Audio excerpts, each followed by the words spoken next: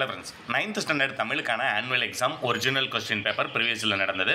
இந்த வருஷம் நீங்கள் ஆனுவல் எக்ஸாம் நாளை மறுநாள் செவ்வாய்க்கிழமை எழுத போகிறீங்க. எந்த டிஸ்ட்ரிக்டாக இருந்தாலும் இதில் இருக்கக்கூடிய கேள்விகள் உங்களுக்கு 100% போதுமானது.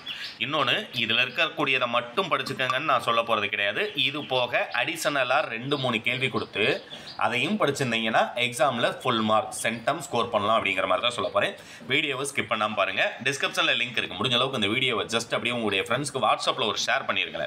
ஃபர்ஸ்ட் பார்த்தீங்கன்னா ஒன் வேர்டு புக் பேக் எல்லாம் படிச்சிருங்க ஃப்ரெண்ட்ஸ். அடுத்தது பார்த்தீங்கன்னா மனப்பாட பாடலும் இதில் இம்பார்ட்டன்ட் என்னங்கிறது நான் சொல்லிடுறேன். இதில் இருக்கக்கூடிய 2 மார்க், ஏன்னா நீங்கள் 2 மார்க் பொறுத்த வரைக்கும் 4 அட்டன் பண்ணணும். 9 யூனிட் படித்து 4 அட்டன் பண்ணணும். அதில் 21 மனப்பாட பாடல் கட்டாய வினா கேட்டுறாங்க. பேலன்ஸ் 3 கேள்வி தான் நீங்கள் எழுத போகிறீங்க. அந்த 3 கேள்விக்கு உங்களுக்கு தமிழை பொறுத்த வரைக்கும் விடைக்கேற்ற வினா அமைத்தல் ஒன்று கண்டிப்பாக கேட்பாங்க. புரியுங்களா? அது போக பேலன்ஸ் 2 மார்க் தான் எக்ஸாமில் நீங்கள் அட்டன் பண்ண போகிறீங்க. அதுக்கு இந்த 6 உங்களுக்கு போதுமானது. தமிழோவியம் கவிதையில் இடம்பெற்றுள்ள உங்களை ஈர்த்த அடிகள், கண்ணன் புகுந்த பந்தல் எவ்வாறு இருந்தது, கூவல் என்று அழைக்கப்படுவது எது, சாரதா சட்டம் எதற்காக இயற்றப்பட்டது, இந்த 4ம் போதுமானது. இது போக அடிஷனலாக நீங்கள் 2 மார்க் படிக்கணும் அப்படின்னு நினைக்கிறீங்க அப்படின்னம்னா மணிமேகலை பாடத்தில் இருக்கக்கூடிய 2 மார்க்கும், சிறுபஞ்ச மூலம் பாடத்தில் இருக்கக்கூடிய 2 மார்க்கும், லாஸ்ட்டாக முத்தொள்ளாயிரம் பாடத்தில் இருக்கக்கூடிய 2 மார்க்கும் சேர்த்து படிச்சுக்கோங்க. புரியுங்களா? படிச்சிருந்தீங்கன்னா நீங்கள் இந்த 2 மார்க் அட்டன் பண்ணலாம். அடுத்தது மொழித்திறன் பயிற்சி 5.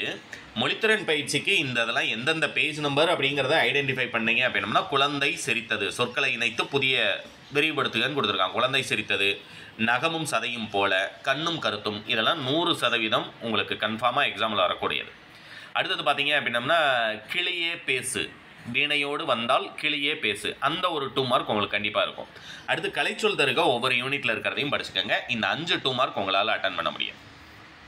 அடுத்ததாக 3 மார்க் கொஸ்டினை பொறுத்த வரைக்கும் நீங்கள் 2 உரைநடைக்கு 2 அட்டன் பண்ணணும். ஆனால் அதில் 1 10 வினா கேட்டுறாங்க. பேலன்ஸ் 1 தான் அட்டன் பண்ண போகிறீங்க. இந்த 1 அட்டன் பண்ணுறதுக்கு உங்களுக்கு போதுமானது என்ன அப்படின்னம்னா ஃபஸ்ட் யூனிட்டில் திராவிட மொழி குடும்பம் பாடத்தில் இருக்கக்கூடிய ஒரு 3 மார்க் படிச்சுக்கோங்க. 3 என்னும் பெயர்கள் பிற திராவிட மொழிகளில் எவ்வாறு இடம்பெற்றுள்ளது, அது 1. மருத்துவர் முத்துலட்சுமியின் சாதனைகளை குறிப்பிடுக 2. அடுத்தது பார்த்தீங்க அப்படின்னம்னா இயல் 4ல் இருக்கக்கூடிய ராவண காவியத்தில் இருக்கக்கூடிய ஒரு ராவண காவியம். ஆக்சுவலாக உரைநடையை பொறுத்த வரைக்கும் இந்திய தேசிய இராணுவத்தில் தமிழர் பங்கு இயல் 6ல் இருக்கக்கூடிய அந்த ஒரு 3 மார்க் படிச்சிருந்தீங்க அப்படின்னம்னா இது 2 அட்டன் பண்ணிடலாம். அடுத்தது பார்த்தீங்கன்னா செயல் பகுதியில் நீங்கள் அட்டன் பண்ணுறதுக்கு 1 மனப்பாட பாடல் கேட்குறாங்க. மனப்பாட பாடலை பொறுத்த வரைக்கும் எது இம்பார்ட்டன்ட்ங்கிற சொல்லிடுறேன். பெரிய புராணம் பாடல், யசோதர காவியம் பாடல், அடுத்தது பார்த்தீங்க அப்படின்னம்னா ராவண காவியத்தில் இருக்கக்கூடிய ஒரு பாடல் 3. அடுத்தது பார்த்தீங்க அப்படின்னம்னா இயல் 2ல் புறநானூரில் இருக்கக்கூடிய மனப்பாட பாடல் 3. இந்த 3ம் படிச்சிருந்தீங்க அப்படின்னம்னா நீங்கள் அட்டன் பண்ண வேண்டிய ஒரு 4 மார்க் மனப்பாட பாடல் அட்டன் பண்ணிடலாம். பேலன்ஸ் 1க்கு முதல் 2 யூனிட்டில் இருக்கக்கூடிய 2 மார்க் மட்டும் போதுமானது. அது போக அடிஷனலாக இந்த 2ஐயும் படிச்சுக்கோங்க. அறிவையும் உயிரினங்களையும் தொல்காப்பியம் எவ்வாறு தொடர்பு படுத்துகிறார், ஏமாங்கத நாட்டின் எவையெல்லாம் ஆயிரக்கணக்கில் இருப்பதாக திருத்தக்கதேவர் பாடியுள்ளார், இது 2. அடுத்தது பார்த்தீங்கன்னா லாஸ்ட்டாக நெடுவினால இது இம்பார்ட்டன்ட் அப்படிங்கிறத சொல்லிடுறேன். ஏன்னா இந்த பிடிஎஃப் டவுன்லோட் லிங்க் டிஸ்கிரிப்ஷனில் கூட இல்லை. நெடுவினாவை பொறுத்த வரைக்கும் இது மட்டுமே உங்களுக்கு போதுமானது.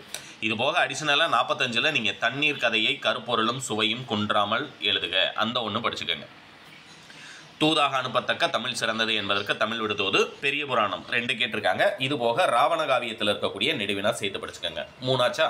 அதேமாதிரி உங்களுக்கு உரைநடைக்கு ஏறுதழுவுதல் தமிழரின் அரசியல் என்று போட்டப்படுவதற்கான காரணம் இந்திய தேசிய இராணுவத்தின் தூண்களாக திகழ்ந்தவர்கள் தமிழர்கள் என்பதை கட்டுரை வழியை நிரப்புக. அடுத்தது பார்த்தீங்கன்னா இயல் 1ல் இருக்கக்கூடிய திராவிட மொழி குடும்பம் அந்த பாடத்தில் இருக்கக்கூடிய ஒரு நெடுவினா 3ம் படிச்சிருந்தீங்கன்னா 43 அட்டன் பண்ணலாம். 44க்கு ராவண காவியம், தமிழாக தூது, பெரிய புராணம் 3 சொல்லியிருக்கேன். அதுமாதிரி இதில் நூல்கள் அண்ணாவின் வானொலி குறித்து, தாய்மைக்கு வறட்சி இல்லை, அடுத்தது தண்ணீர் கதையை கருப்பொருளும் சுவையும் குன்றாமல் எழுதுக படிச்சிருந்தீங்கன்னா 3 8 மார்க்குமே உங்களால் அட்டன் பண்ண முடியும்.